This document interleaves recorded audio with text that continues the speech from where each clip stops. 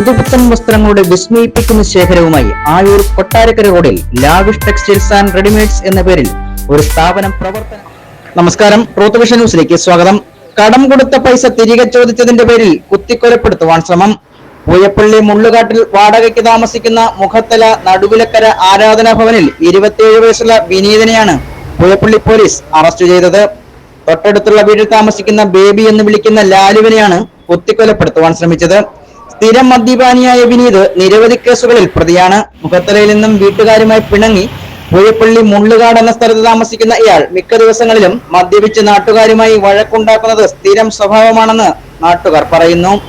CI ബിജുവിന്റെ നിർദ്ദേശപ്രകാരം SI-മാരായ Balaji S Kurup, Rajneesh, ASI Anilkumar, CPO-മാരായ Sabu, Vipin, Riju, Bineesh എന്നിവരടങ്ങുന്ന police സംഘമാണ് പ്രതിയെ അറസ്റ്റ് ചെയ്തത്. അറസ്റ്റ് ചെയ്ത പ്രതിയെ കോടതിയിൽ ഹാജരാക്കി കോടതി റിമാൻഡ് ചെയ്തു. Truth vision news, Chadayamangalam.